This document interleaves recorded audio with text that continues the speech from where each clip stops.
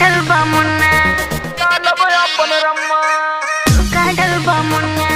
होली है गाओ डाल दी जना लहंगा ला साट दी नाच जना इन्हें उन भागत और कोरा में पकड़ ले होलिया में साली भाई के रगड़ दे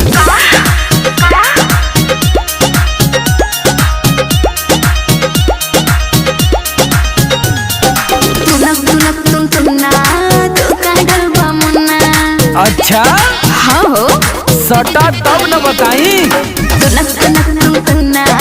तो का डलबा मुन्ना सुन भौजी की बहन मार ले वन दिलान ना तो होली में चिल्लाइबो माया माँ जब डालब अपन रम्मा अरे जब डली है अपन रम्मा छटक के भगबो लम्मा जब डालब अपन रम्मा तुनक तुनक तुम तुन्ना जादू का डलबा मुन्ना आवा बता देई अरे जा हटो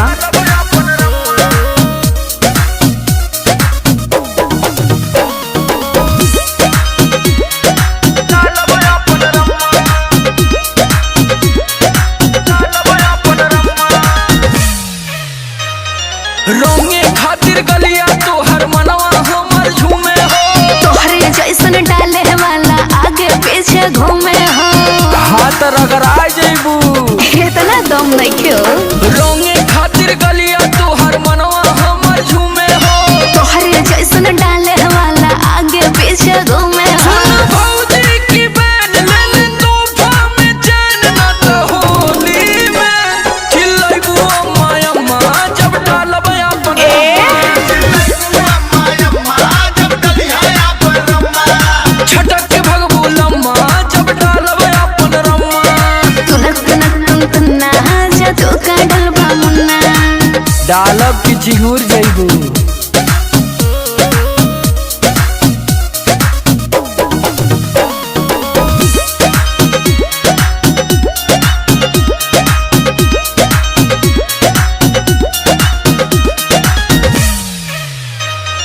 काहे इतना डरत बाड़ू रंगवा से तू होली में मन बड़ बड़ा मन बना तू छुआई दे बचोली में अरे होली है चुई जाई त का होई अच्छा काहे इतना डरत बाड़ू रंगवा से तू होली में मन बड़ बड़ा मन बना तू छुआई दे बचोली में भौजी की बहन तू बना लेना फैन ना तो होली में चिल्लाइबू माया माँ जब डालब अपन अरे अरे जब डली है अपन रम्मा छटक के भगबू लम्मा जब डालब अपन रम्मा